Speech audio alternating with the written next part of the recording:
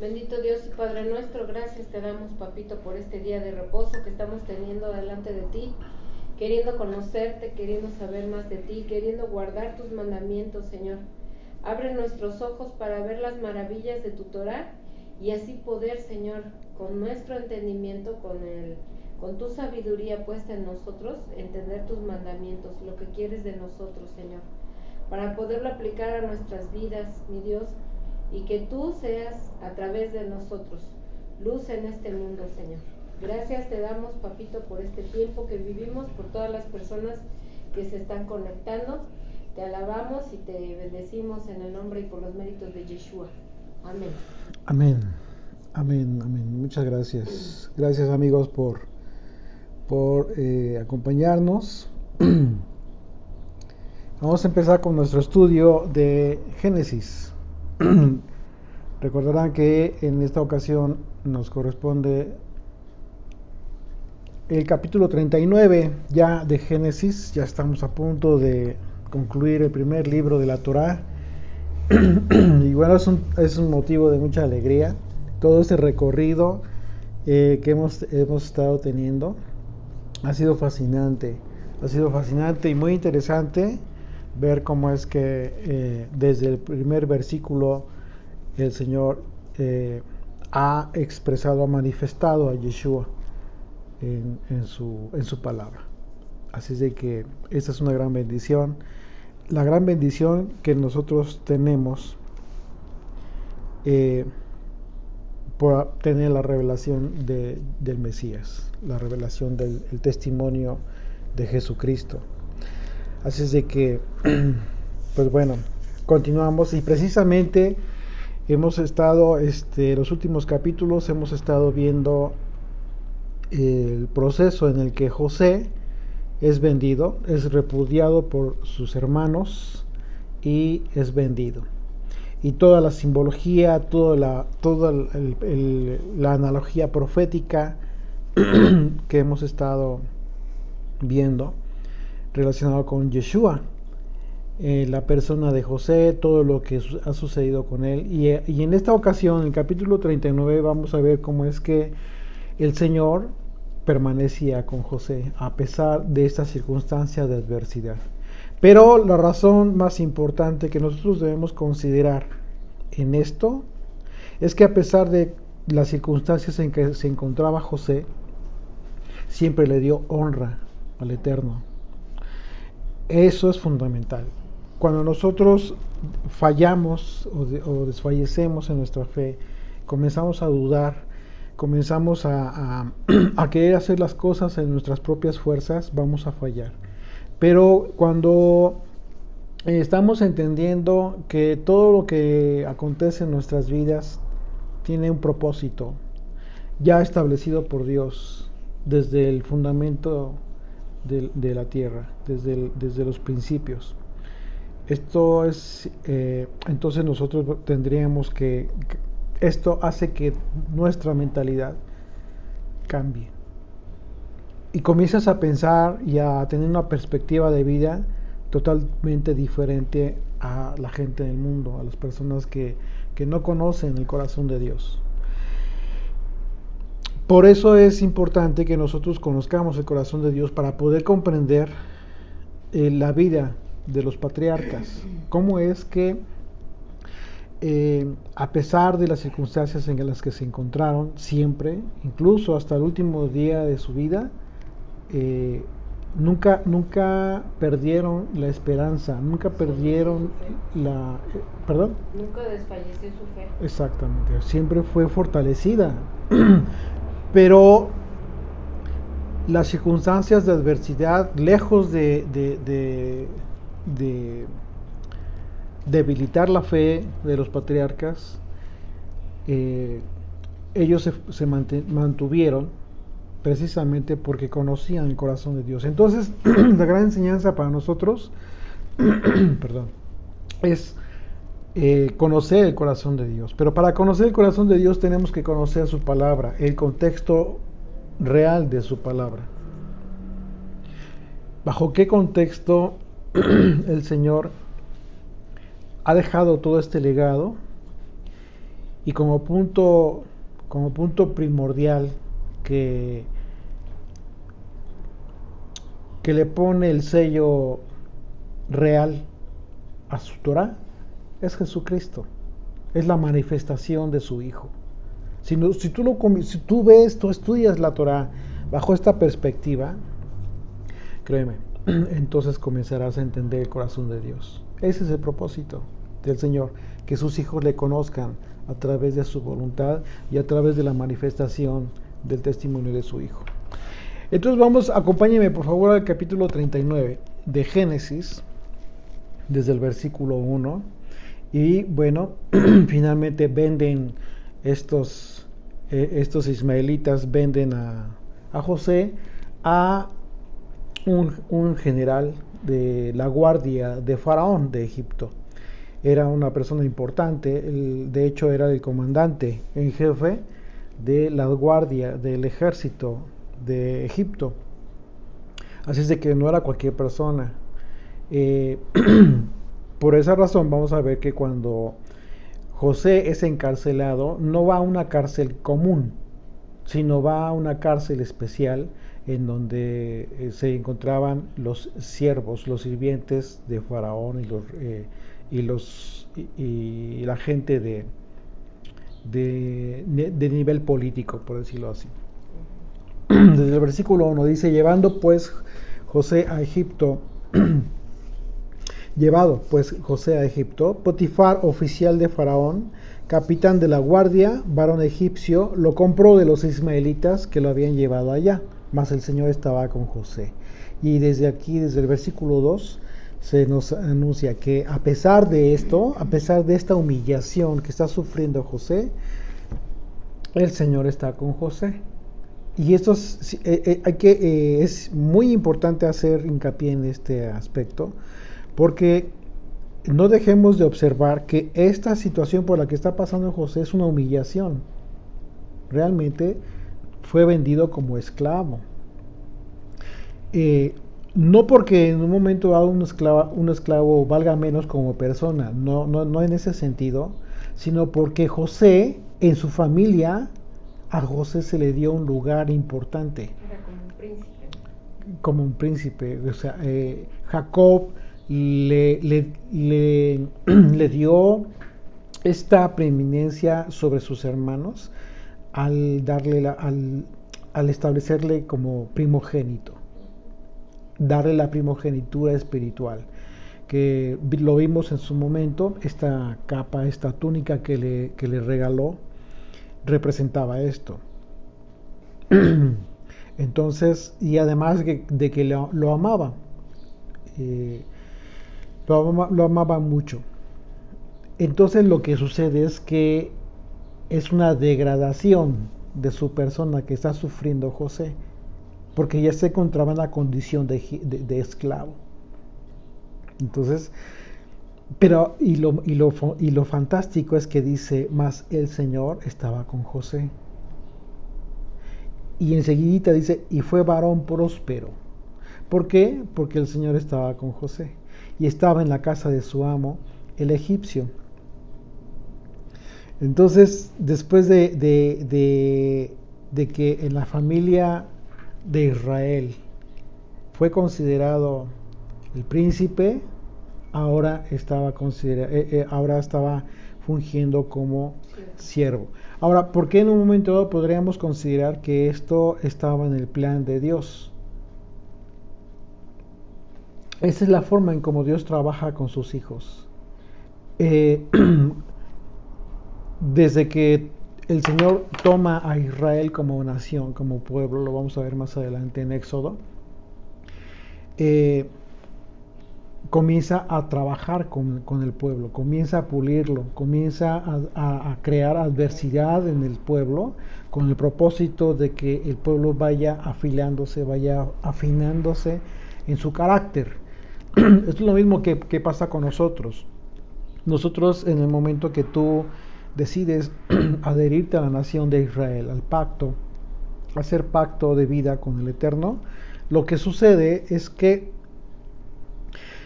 al comenzar a conocer la Biblia, la Torá, la ley de Moisés, las palabras de Jesucristo, comienzan ¿qué comienza a hacer en ti esto? Esto comienza incluso muchas veces a crear cierta molestia por la forma de vida que tú tienes, porque hay cosas que tú tienes y que sabes que la Escritura rechaza. Entonces, en ocasiones incluso escuchas un mensaje y haz de cuenta que es una pedrada directa a tu persona. Eso a todos nos pasa. Y en ocasiones corta.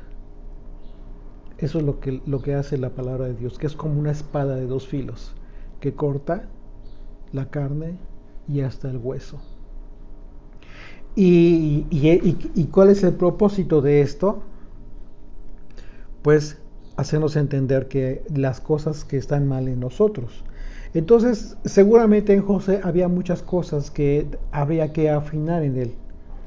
Y el hecho de que el Señor lo haya puesto como esclavo, porque si estamos viendo que el Señor estaba con José ahí siendo esclavo de Potifar, significa entonces que todo esto está en el plan divino.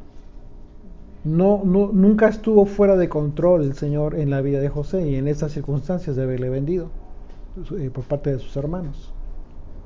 Entonces todo está en control, pero también tiene un propósito. Y seguramente el propósito era esto, comenzar a trabajar con José, pero desde abajo, desde el aprender a ser un siervo y cómo es que tendría que servir siendo un siervo, qué carácter tendría que desarrollar siendo siervo José. Así es de que una de las características de Israel es que la adversidad siempre estará frente al camino. Y la razón más relevante tiene que ver con el acontecimiento en el que a Jacob se le cambió el nombre. De ahí parte todo. Recordarán cuando vimos este acontecimiento, cuando Jacob lucha en Peniel, que el ángel le cambia el nombre. Y vimos la razón, estudiamos la razón por la cual le cambió el nombre. Fue la señal clara de decirle a Jacob, a partir de este momento, tu lucha ya no va a ser en tu carne, sino va a ser con Dios, es decir, en el Espíritu. Vas a luchar, vas a esforzarte, por supuesto, que en tu carne, pero entendiendo el propósito divino de tu vida. Ya no bajo tus propios propósitos, tus propios objetivos. ¿Y qué significa Israel? El que vence con Dios. Esto desde luego es en el contexto de la adversidad que podemos tener, pero siempre que hayamos dado honra a nuestro Señor con nuestro testimonio. ¿Sí? De modo que esto resulta de suma importancia si consideramos que podríamos no dar honra al Señor con nuestra actitud. Una circunstancia que cambiará el desenlace de los acontecimientos de nuestra vida. Pues mientras que podríamos tener adversidad, si hemos honrado al Señor, Él estará con nosotros, incluso a pesar de las situaciones difíciles. Lo mismo que sucedió con José.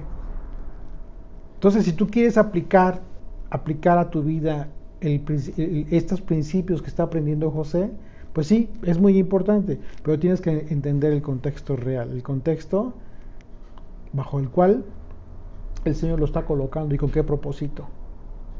Entonces, si tú estás en adversidad, si estás pasando por situaciones difíciles, bueno, considera que el Señor seguramente tiene un propósito en tu vida.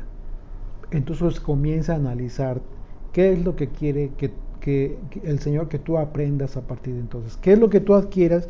El Señor quiere que tú adquieras para que le sirvas. De otra manera, no eres apto.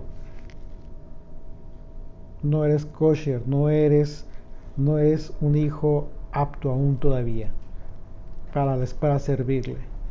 No hay hijo que no tenga un propósito. Todos tenemos un propósito en esta vida.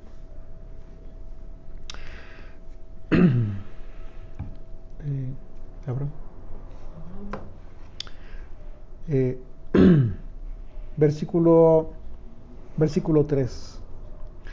Dice, y vio su amo que el Señor estaba con él. Es decir, Potifar se dio cuenta. Y que todo lo que él hacía, el Señor lo hacía prosperar en su mano. Y entonces, ¿qué es lo que sucedió con Potifar? Se dio cuenta que el tener a José le beneficiaba a él mismo. Le beneficiaba a él mismo, ¿por qué? Porque trabajaba para él. Y todo lo que hacía José lo hacía prosperar. Y cuando dice todo lo que hacía, pues podemos imaginar que seguramente se dio cuenta de todas las cosas que José sabía hacer. De tal manera, por eso dice, todo lo que hacía, y todo lo que él hacía, el Señor lo hacía prosperar en su mano. Entonces, seguramente Jacob se dedicó a instruir, no solamente en la instrucción del Señor, en la palabra, en sus mandamientos, sino en muchos aspectos cotidianos de su vida, de tal forma que le era útil a Potifar. Así es de que una enseñanza también muy importante.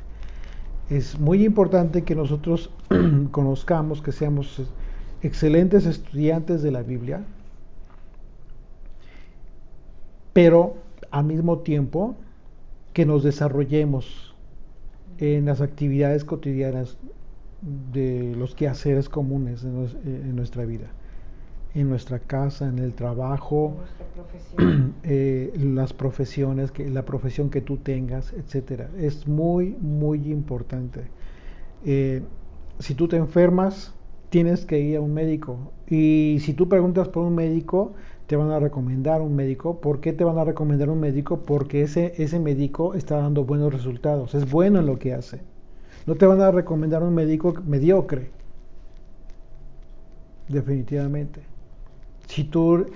En fin, todas las actividades para las cuales los jóvenes se están preparando, nuestros hijos, es importantísimo que nosotros les apoyemos, muy importante que nosotros les apoyemos y que ellos mismos entiendan esto, que tengan un balance también, que aprendan a tener un balance, porque aquí vamos a darnos cuenta en el testimonio de José que jamás se desligó de su formación espiritual, de la fortaleza de su fe. Es decir, al mismo tiempo que estaba siendo fortalecido e instruido en las cosas cotidianas de los quehaceres, al mismo tiempo él estaba siendo fortalecido en su fe, crecía en su fe y se afianzaba en su corazón. No puede estar desligada una cosa de la otra, nunca. Y esto nuestros hijos lo tienen que entender. Cuando los hijos comienzan a dedicarse más al trabajo, preocuparse más por el trabajo, más que por alimentar y edificar su vida espiritual, esto va a llegar en un momento que les va a hacer daño, les va a afectar, se van a comenzar a perder. Su fe se va a debilitar a tal grado que cuando llegue el momento de las decisiones importantes van a fallar. ¿Por qué? Porque su vida ya se desbalanceó. Se desbalanceó y en mala forma, es decir, se fue hacia el aspecto carnal. El aspecto carnal no debe estar jamás por encima de tu vida espiritual, nunca. De hecho, tu vida espiritual tiene que estar sobre tu vida carnal. Y de esa manera es como José, vamos a darnos cuenta que él toma decisiones, incluso a pesar de las consecuencias que él sabía que iba a tener, a pesar de esto. Verso 4 dice, hacía yo José gracia en sus ojos y le servía, halló gracia en los ojos de Potifar. lo vio con buenos ojos Potifar y comenzó a ganarse su confianza. Dice, José halló gracia en sus ojos y le servía, y él le hizo mayordomo de su casa y entregó en su poder todo lo que tenía. Es decir, comenzó a administrar toda su casa, todos sus bienes, incluso a otros siervos. O sea, era un general importante, Potifar.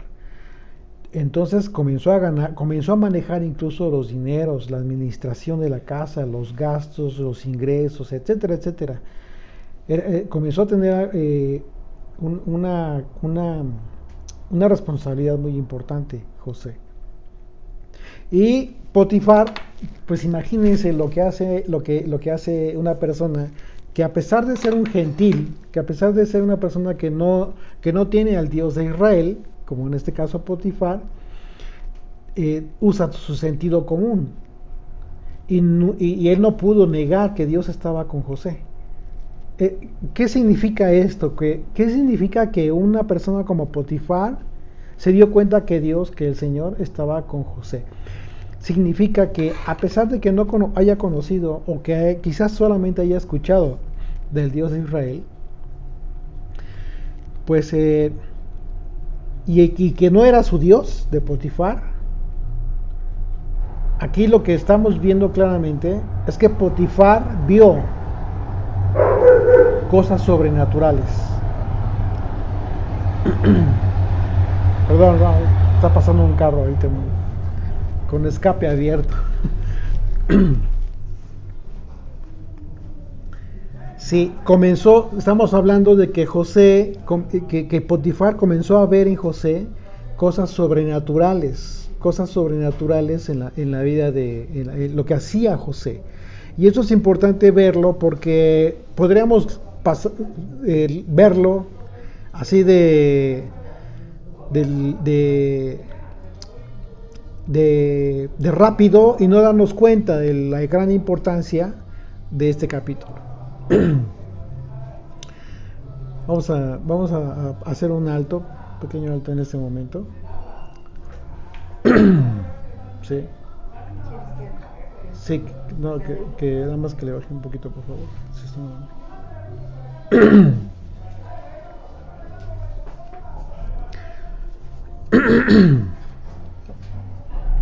Ay, ya se va. Es que se estacionó por aquí enfrente un auto que trae escape abierto. Pero bueno, ya. Una disculpa, por favor. Retomo.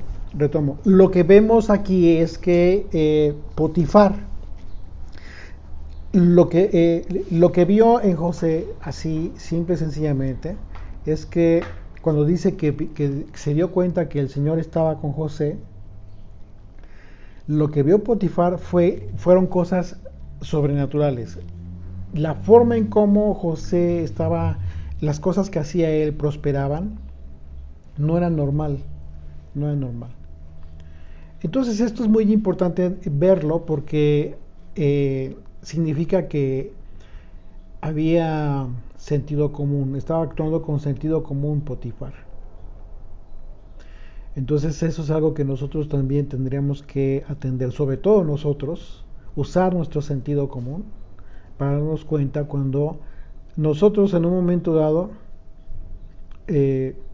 lo que hacemos es prosperado, pero por cuanto que como José nunca abandonó al Señor, siempre le dio honra. Y ahorita lo vamos a confirmar. Es la misma manera en que tú puedes ser prosperado. Tú puedes darte cuenta que lo que haces es prosperado en el Señor, cuando tú le das honra al Eterno. Si tú no le das honra, tú te vas a esforzar mucho en tu carne y probablemente prosperes, pero tu prosperidad no es por la mano del Señor, sino en tu propia carne. Y eso en un momento dado también trae consecuencias, sobre todo en la vida de las personas, en su vida espiritual.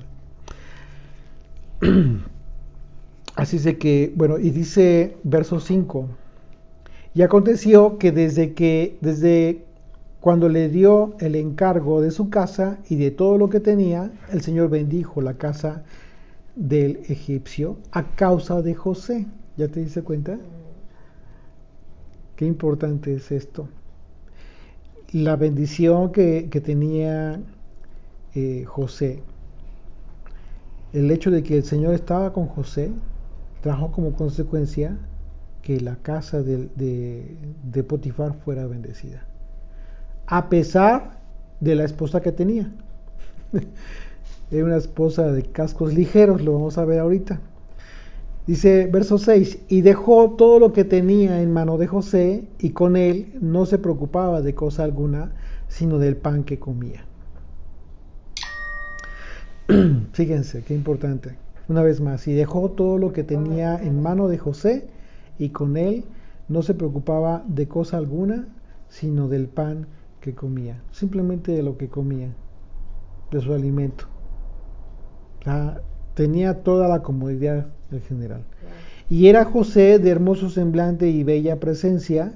Aconteció después de esto que la mujer de su amo puso sus ojos en José y dijo: duerme conmigo. Pues bueno, no podía esto continuar por siempre de esa manera, porque si estamos viendo que los planes del Señor continuaban para José en su formación, tenía que continuar. Así es de que esto también el Señor en un momento dado lo permitió. Hace poco vimos esta diferencia entre el hecho de que el Señor tiente o que el Señor permita que sucedan las cosas. Son cosas muy distintas. El Señor no tienta al hombre. Quien tienta es Satanás. Y bueno, ya la consecuencia depende de la circunstancia en la que se encuentre el hombre. Si el hombre, como decía hace un momento, ha descuidado su vida espiritual, ha dejado de alimentar y ha flaqueado en su espíritu, le va a ganar la carne, por supuesto, le va a ganar la carne. Y en este caso, si hubiese sucedido así con José, tengan por seguro que hubiera cedido a la petición de la mujer. Sin embargo, vemos, esta es la prueba más clara en la reacción de José, que estaba fortalecidísimo José. Dice verso 8, y aquí vemos la respuesta que le da. Dice: y él no quiso y dijo a la mujer de su amo: he aquí que mi señor no se preocupa conmigo de lo que hay en casa, y ha puesto en mi mano todo lo que tiene. Le está diciendo a su propia esposa de Potifar: tu propio esposo me ha confiado a mí todo lo que tiene. Dice: no hay otro mayor que yo en esta casa, y ninguna cosa me ha reservado sino a ti, por cuanto tú eres su mujer. ¿Cómo pues haría yo este grande mal y pecaría contra Dios? Ahí están las palabras de José. El gran testimonio de José es precisamente lo que le dio la fortaleza en su fe. La característica más importante de la tentación, entonces, es la sutileza y lo agradable que se percibe en ocasiones. Si tú estás débil en tu fe, no vas a discernir. Va a estar fuera de tu capacidad y de tu fortaleza. ¿Por qué? Porque es de esa manera como Satanás trabaja. Satanás no te va a tentar, no te va a querer, no te va a tentar en algo que tú eres fuerte. Satanás te va a tentar en lo que se ha debilitado en ti. Y si lo que se ha debilitado en ti es tu fidelidad y tu amor a Dios, tu temor a Dios se ha debilitado, por ahí te va a tomar Satanás. Y de acuerdo a tu persona, a tu personalidad, es el tipo de tentación que te va a poner. Puede ser un negocio, o puede ser la mujer, las mujeres, y si es tu debilidad las mujeres, va a ser una mujer muy agradable, muy sutil, incluso que se te va a querer acercar con actitud quizás muy sumisa, y tú queriendo ser protector si eres varón, o al revés. Entonces no va a llegar el momento en que si te has debilitado en el espíritu, vas a caer. Pero vemos aquí que José está muy fortalecido. Cuando a Yeshua Satanás lo tentó, tuvo un propósito divino esto. Pues porque fue justo antes de que Yeshua iniciara su ministerio que fue tentado por Satanás. A fin de que la tentación tuvo el propósito de dejar un testimonio al mundo de que Yeshua contaba con los atributos perfectos para cumplir con la misión de redención al mundo. Dios lo sabía, por supuesto que Dios lo sabía, pero había que dejar testimonio a los hombres del carácter del Hijo de Dios. Así que José demostró tener los atributos necesarios para vencer con Dios, es decir, para vencer en la tentación que vino a la vida por parte de la mujer de Potifar. Esa tentación que vino a su vida fue tremenda. Y esto quedó demostrado en la expresión de José, esta fortaleza ante la tentación. ¿Cómo pues haría yo este grande mal y pecaría contra Dios? Él está poniendo en primer lugar su temor a Dios. Esta es la fórmula, el temor a Dios. Cuando una persona se ha convertido en hijo de Israel, cuando estás en pacto, cuando has hecho pacto, por esta causa de la obediencia, por la causa de la obediencia a la ley de Moisés, debe considerar que pecar contra su prójimo implica de antemano pecar contra Dios, ya que el mandamiento del amor al prójimo establece la norma por deducción. Es decir, ¿qué fue lo que dijo Yeshua cuando se le preguntó acerca de cuál era el principal mandamiento? Amarás a Dios con toda tu mente, con todas tus fuerzas, con todo tu corazón. Amarás a tu prójimo como a ti mismo. Y él mismo dijo, él mismo lo ligó. Y el segundo es igual de importante. El segundo mandamiento es igual de importante. Se da cuenta que es el primero también. Es decir, y amarás a tu prójimo como a ti mismo. Así es de que entonces la fórmula es el temor a Dios, el temor reverente. Es un temor reverente que debemos tener a Dios. Verso 10, hablando ella a José cada día, o sea que le insistía, y no escuchándola a él para acostarse al lado de ella, para estar con ella, aconteció que entró él un día en casa para hacer su oficio y no había nadie en los de casa allí. Y ella se asió de su ropa diciendo, duerme conmigo, o sea, lo quiso forzar. Entonces él dejó su ropa en las manos de ella y huyó y salió. Es decir, no significa que José se haya desvestido, de ninguna manera. Ella le arrancó la ropa. Ella le asió, se asió de su ropa y él huyó de ese lugar. Literalmente huyó. Así es de que si eres una persona con temor de Dios, tu reacción ante las circunstancias inminentes de pecar debe ser huir. O sea, no te quedes a platicar. En estas circunstancias sería un error quererte quedar a evangelizar a esa persona. Imagínate, tienes que huir literalmente de allí, tienes que salir corriendo de ese lugar y en ese momento es peligroso. Acompáñenme a Proverbios. Vamos a ver lo que nos dice el Proverbio 6, el Proverbio capítulo 6.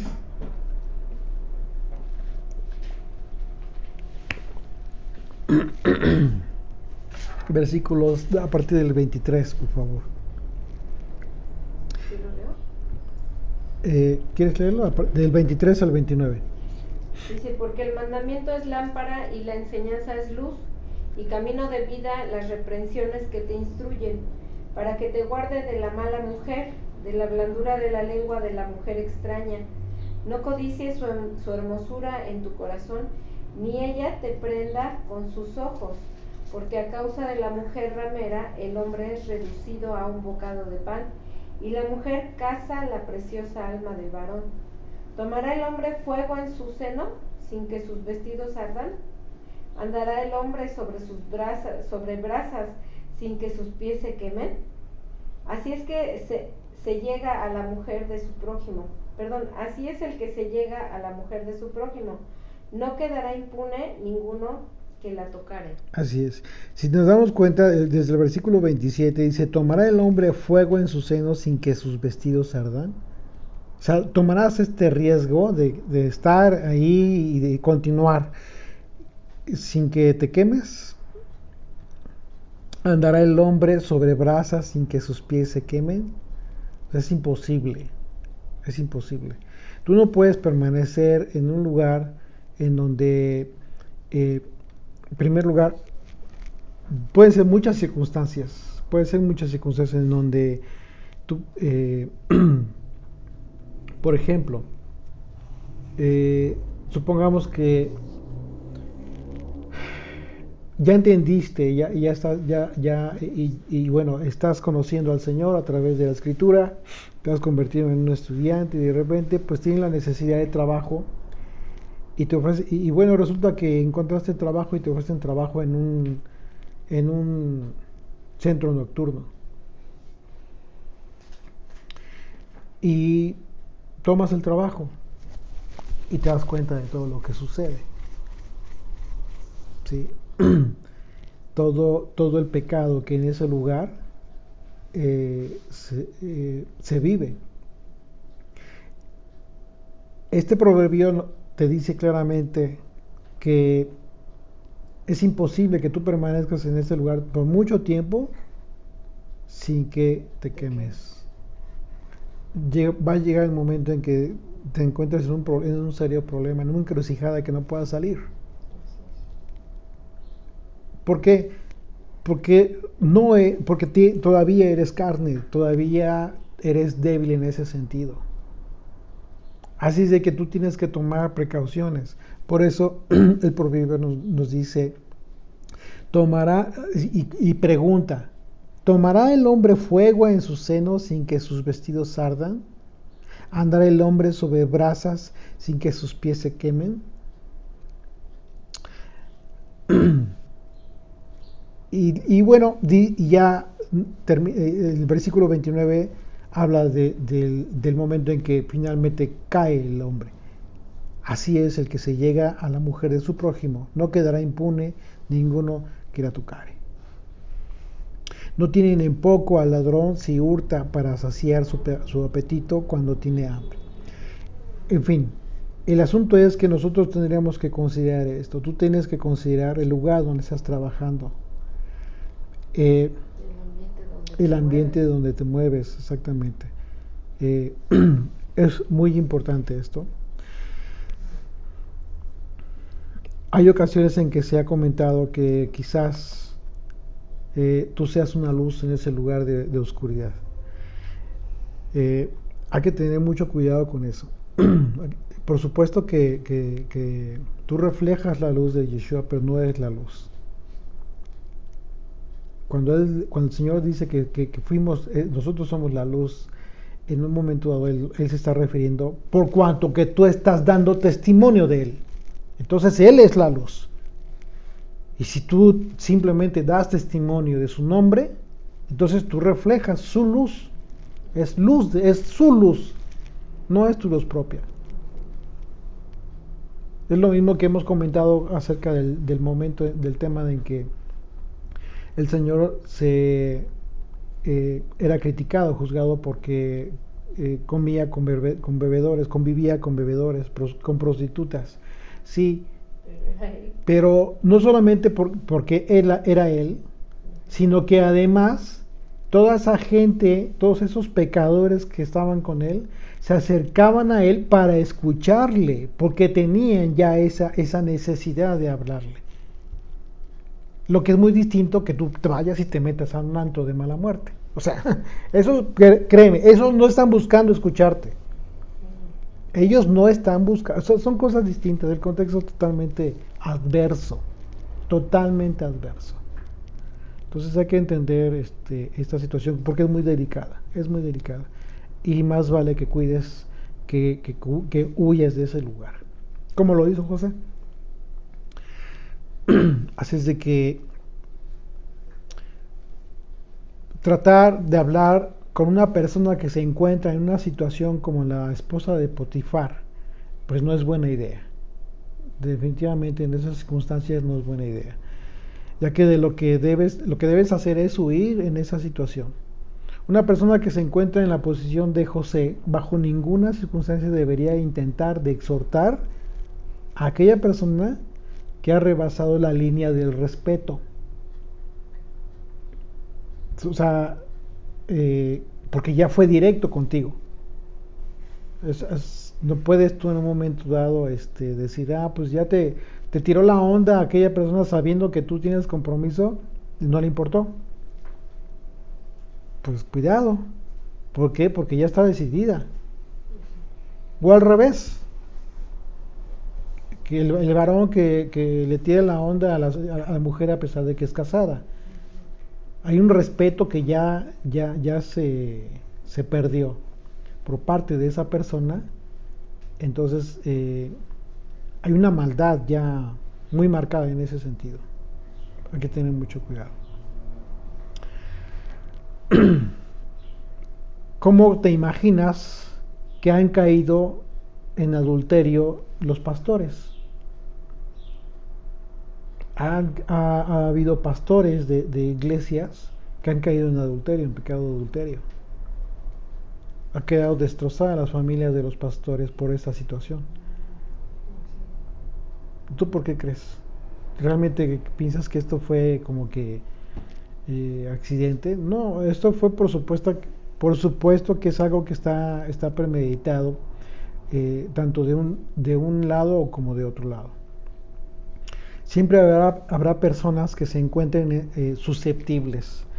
Por ejemplo, es muy fácil que una persona en una iglesia X, o una congregación, la que sea, que haya personas que se encuentren pasando por una situación difícil, ¿okay?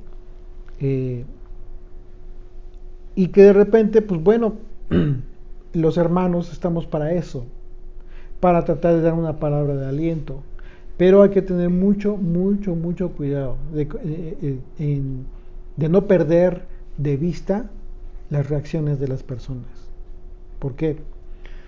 Porque se puede dar una situación así, de que la persona que se encuentre muy susceptible emocionalmente, de repente comienza a sentir el cobijo del pastor o de quien sea, ¿no? Aquella persona que en un momento dado se acerque en la congregación, y se puede dar una situación que no se esperaba.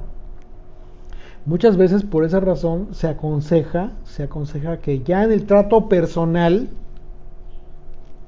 que sea, por ejemplo, si es mujer la que requiere un apoyo en ese sentido, que sea la esposa de quien en un momento dado tenga esta intención, pero no el varón. ¿Por qué? Porque se encuentra en una condición emocional muy sensible, la persona que está pasando por situación difícil. Así es de que igual al revés, ¿no? O sea, si son varones, pues el varón es lo más recomendable que se acostumbra. Cuando es por mensaje de texto, cuando estamos de lejos, por ejemplo, que de repente nos hacemos consultas, o de repente nos escriben, están pasando por una... O sea, es diferente, pero el trato personal sí hay que tener mucho cuidado en ese sentido. Solo como solo como sugerencia solamente.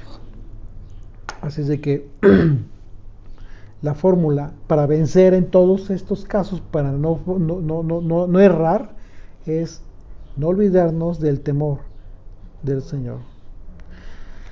Verso 13, regresamos a Génesis, verso 13 dice: cuando vio ella que le había dejado su ropa en sus manos y había huido fuera, llamó a los de casa y les habló diciendo: mirad, nos ha traído un hebreo para que hiciese burla de nosotros. Es decir, se está refiriendo a Potifar. Potifar nos trajo un hebreo para que se burlara de nosotros. Vino él a mí para dormir conmigo y yo di grandes voces, y viendo que yo alzaba la voz y gritaba, dejó junto a mí su ropa y huyó y salió, y ella puso junto a sí la ropa de José hasta que vino su señor a su casa. Entonces le habló ella las mismas palabras diciendo: el siervo hebreo que nos trajiste vino a mí para deshonrarme. Y cuando yo alcé mi voz y grité, él dejó su ropa junto a mí y huyó fuera. Y entonces sucedió que cuando oyó el amo de José las palabras de su mujer, que su mujer le hablaba diciendo: así me ha tratado tu siervo, se encendió su furor, se enojó mucho Potifar. Le creyó en parte, probablemente en parte, quizás ya la conocía. El caso es que se enojó y tomó su amo a José y lo puso en la cárcel donde estaban todos los presos del rey, y estuvo allí en la cárcel. Si te das cuenta, era una cárcel especial, no era una cárcel común. Dice verso 21, pero el Señor estaba con José, aún así, estaba con José. Pues claro, porque el Señor, porque honró al Señor. Y sobre todo, José tuvo el temor de Dios, tuvo el temor de pecar contra el Señor, pecando contra Potifar. Dice, pero el Señor estaba con José y le extendió su misericordia y le dio gracia en los ojos de José en la cárcel. Entonces no importaba que estaba en la cárcel, el jefe de la cárcel vio con buenos ojos a José.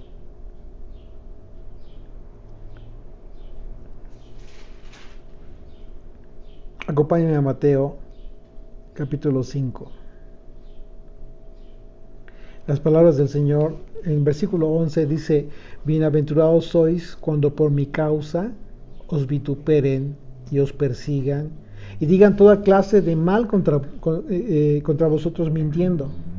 Esta mujer, la mujer de Potifar, dijo todas estas cosas en contra de José, pero fue una mentira. Dice: bienaventurados sois. Dice verso 12: gozaos y alegraos, porque vuestro galardón es grande en los cielos, porque así persiguieron a los profetas que fueron antes de vosotros. Entonces, ¿en qué casos opera esta hipótesis de la bienaventuranza? Bueno, en el caso de que lo que digan de ti, cuando te vituperen y digan toda clase de mal, que todas esas cosas que digan sean mentira. Porque si son verdad, entonces ya no es una bienaventuranza. Ya no es así, ya no aplica. Así es de que aquí nadie, no sirve de nada que nosotros nos engañemos a nosotros mismos. Dice versículo 22: y el jefe de la cárcel entregó en mano de José el cuidado de todos los presos que había en aquella prisión. Todo lo que se hacía allí, él lo hacía. Imagínate la confianza que le tuvo a José, el jefe de la cárcel. Así es de que imagínate, esto sí es sobrenatural. Fácilmente pudo haber organizado un motín en la cárcel. Lo se pudo haber liberado, incluso haber hecho cualquier cosa, pero José era honesto.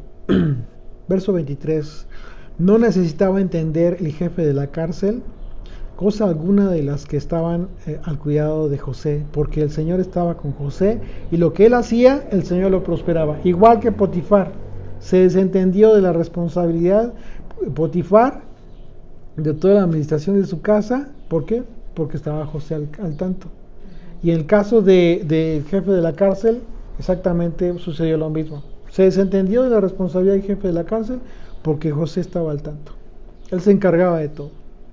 El principio que se impone a aprender al ver que José prosperaba incluso en la adversidad, en este caso estaba en la cárcel, consiste en mantenerse firme en la confianza en el Señor. De que a pesar de la adversidad, la condición en que nos encontramos siempre será mejor que una condición sin Dios de nuestro lado. Es importante esto. Pero sobre todo, la esperanza de que esto está sirviendo para algo mejor. Está sirviendo como una formación de nuestra persona, de nuestro carácter.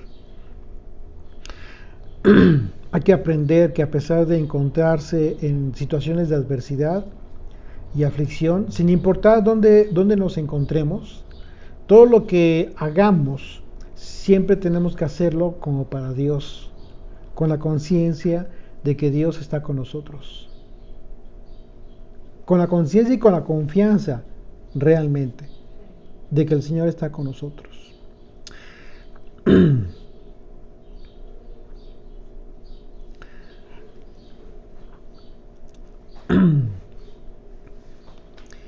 Y dice, versículo 1 del capítulo 40, aconteció después de estas cosas que el copero del rey de Egipto y el panadero delinquieron contra su señor, el rey de Egipto. Y se enojó Faraón contra sus dos oficiales, contra el jefe de los coperos y contra el jefe de los panaderos. Y los puso en prisión en la casa del capitán de la guardia, en la cárcel donde José estaba preso.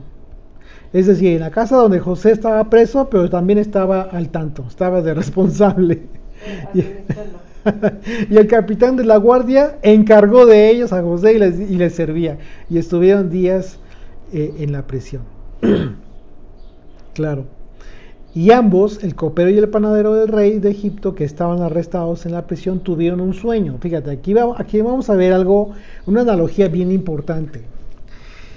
Dice, y ambos, los dos, el copero y el panadero del rey de Egipto, que estaban arrestados en la prisión, tuvieron un sueño, cada uno su propio sueño, en una misma noche, cada uno con su propio significado. En una misma noche, cada uno con su propio significado. ¿Okay?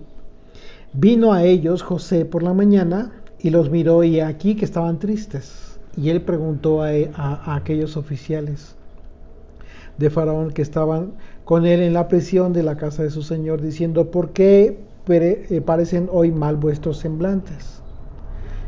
Ellos le dijeron, hemos tenido un sueño y no hay quien lo interprete. Entonces les dijo José, no son de Dios las interpretaciones, contádmelo ahora. José le dio el crédito al Señor. Pero ve, no solamente estaba el cuidado administrativo, sino el cuidado del estado de ánimo de los presos. Claro. Entonces, sí, imagínate, se enferman de tristeza, pues le van a echar la culpa. Imagínate. José le dio el crédito a Dios, entonces cuando dice, ¿no son de Dios las interpretaciones? Entonces,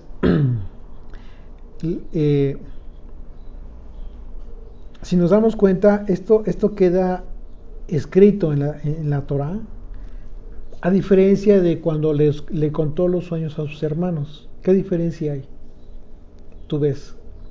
Pues que ya él está mencionando a Dios, que él es el que tiene el poder de dar sueños e interpretarlos. En él no está nada de poder. Probablemente José ya estaba aprendiendo, ya estaba siendo formado en su carácter y acerca del corazón de Dios.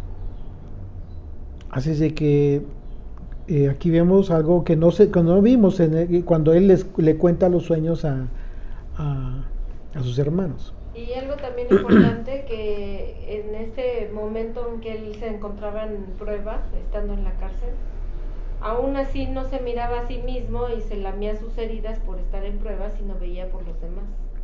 Así es. Sí, claro. Que dice, verso 9. Entonces el jefe de los coperos contó su sueño a José y le dijo: yo soñaba que veía una vid delante de mí,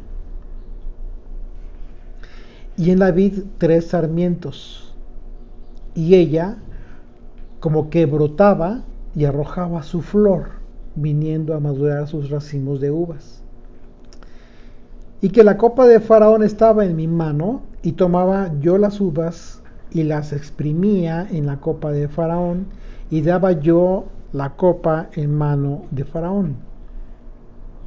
Y le dijo José: esta es la interpretación. Los 3 sarmientos son 3 días.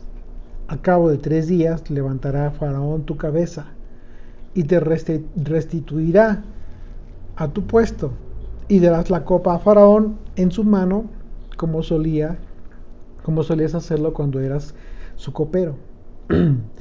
Entonces le dice a José: acuérdate pues de mí cuando tengas ese bien, y te ruego que uses conmigo de misericordia y hagas mención de mí a Faraón y me saques de esta casa, o sea, de la cárcel.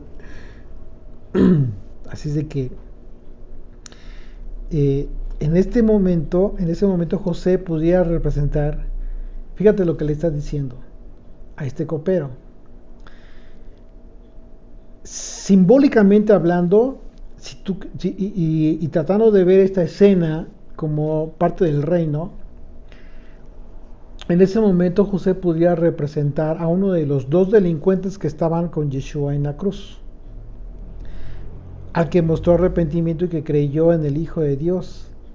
Este le suplicó a Yeshua que se acordara de él cuando viniera en su reino. Vamos a ver más adelante cómo es que en una visión profética, simbólicamente hablando y también alegóricamente, el Egipto va a representar al mundo, y el rey Faraón va a representar a Dios, y José justamente se confirma como la sombra profética de Yeshua, el Hijo. Es decir, que está por gobernador de Egipto, que es precisamente cuando las palabras de Faraón implican esta autoridad que le está dando al Hijo, a José. Lo vamos a ver más adelante, pero aquí comenzamos a ver este vislumbre. Acompáñenme a Lucas 23, por favor, del 39 al 43. Dice: y uno de los malhechores que estaban colgados le injuriaba. Estamos hablando de que eran 2, pero uno le injuriaba diciendo: si tú eres el Cristo, sálvate a ti mismo y a nosotros. Respondiendo el otro, le reprendió diciendo: ¿ni aún temes tú a Dios estando en la misma condenación? Nosotros, a la verdad, justamente padecemos porque recibimos lo que merecieron nuestros hechos, mas este ningún mal hizo. Y dijo a Yeshua: acuérdate de mí cuando vengas en tu reino. Entonces Yeshua le dijo: de cierto te digo que hoy estarás conmigo en el paraíso. Obviamente vamos a ver que el copero se olvidó de esta petición de José. ¿Esto qué significó? Simplemente que todavía su tiempo ahí permanecía, de acuerdo a la voluntad de Dios, pero tendría que permanecer un poco más de tiempo José ahí. En ese sentido, el copero y el panadero entonces conforman la escena, y que Yeshua fue crucificado con 2 delincuentes. Estos representan a 2 tipos de pecadores: el copero y el panadero, y el delincuente que reconoció al Hijo de Dios y el delincuente que no le reconoció, que no creyó, que blasfemó. Entonces son dos tipos de delincuentes. ¿Por qué dos tipos de delincuentes? Porque todos somos pecadores, todos, absolutamente. Pero hay unos que a pesar de la situación en la que se encuentran aborrecen a Dios, nunca se arrepienten. Y hay otros que conscientes de nuestro pecado suplicamos, y como aquel crucificado con Yeshua, nos unimos en la aflicción con Yeshua y le suplicamos por su perdón a fin de que nos considere en la vida venidera. A estos Yeshua les dice: de cierto te digo que hoy estarás conmigo en el paraíso. ¿Por qué? Por cuanto somos conscientes de nuestro pecado y nos humillamos y nos arrepentimos. Si no hay arrepentimiento, no hay remisión de pecados. Así es de que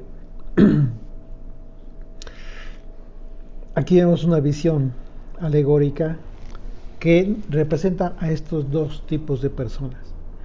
Verso 15, y ya le explica al copero, dice: porque fui hurtado de la tierra de los hebreos y tampoco he hecho aquí porque me pusiesen en la cárcel, es decir, no soy inocente. Viniendo el jefe de los panaderos, que había interpretado para bien, dice, viendo el jefe de los panaderos que había interpretado para bien, dijo José: también yo soñé, veía 3 canastillos blancos sobre mi cabeza. Y en el canastillo más alto había de toda clase de manjares de pastelería para Faraón, y las aves las comían del canastillo de sobre mi cabeza. O sea, no dice que Faraón las tomó, sino las aves. En algunos pasajes de los evangelios que hemos estudiado, ¿a quién representan las aves? A los demonios. A los demonios, a los espíritus malignos. Dice, las aves las comían del canastillo de sobre mi cabeza. Entonces respondió José y dijo: esta es su interpretación. Los 3 canastillos 3 días son. A cabo de 3 días quitará Faraón tu cabeza de sobre ti y te hará colgar en la horca, y las aves comerán tu carne de sobre ti. Terrible, terrible. Fue exactamente lo contrario. Entonces aquí, fíjense, vamos a ver el simbolismo profético del hecho de que el copero y el panadero hayan tenido un sueño que definirían sus destinos en la misma noche. Tuvieron un sueño al mismo tiempo. Y los 2 sueños hablan de 3 días. El sueño del copero refirió 3 sarmientos que, de acuerdo a la interpretación del sueño, representan 3 días para que el copero fuera liberado y restituido, restaurado en su función en el reino, es decir, con Faraón. Los 3 días proféticamente pudieran representar 3000 años, que de acuerdo a la profecía de Oseas es el tiempo en el que Dios restaurará a su pueblo en el 3er milenio para servirle en su reino. La vid representa a Israel, al Israel de Dios disperso en las naciones, ¿sí?, del mundo, es decir, las 12 tribus de Israel. ¿Okay?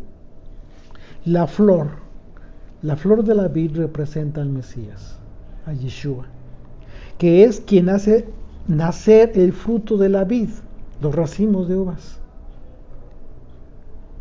Le da vida al fruto de la vid.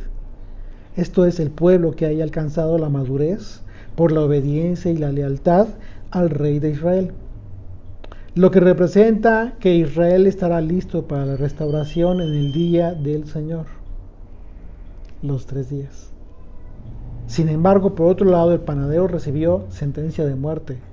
Lo anterior, de acuerdo al contexto de la profecía, indica que en esa misma noche, en un abrir y cerrar de ojos, el Señor como ladrón en la noche, para separar a aquellos que estarán en su reino de aquellos que serán echados en las tinieblas. Así es de que, como sugerencia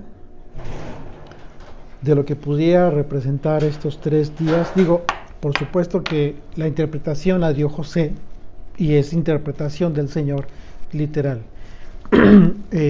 Para la vida personal, específicamente hablando de cada uno de ellos, tanto del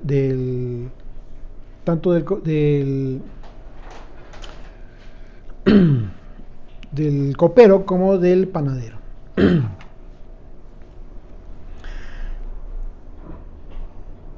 Okay. Verso 20 dice: y al tercer día, que era el día del cumpleaños de Faraón, el rey hizo banquete a todos sus sirvientes, y alzó la cabeza del jefe de los coperos y la cabeza del jefe de los panaderos entre los sirvientes.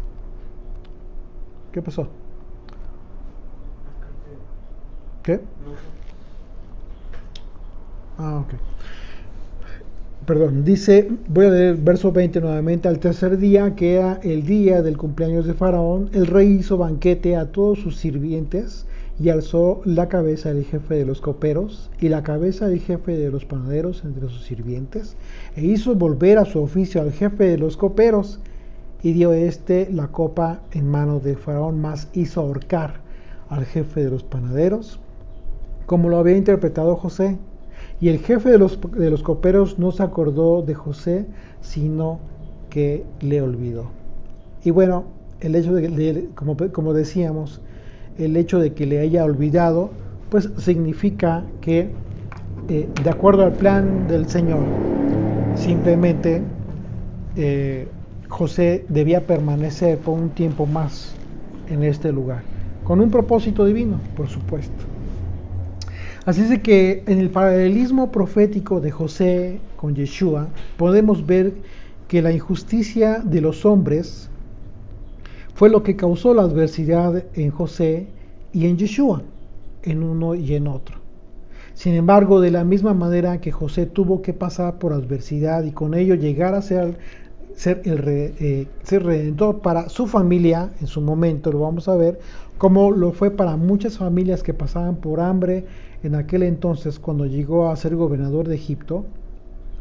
Yeshua, en la adversidad con los hombres, dejó un mensaje de esperanza para todo aquel que cree en él, al decir a todos aquellos que venían, que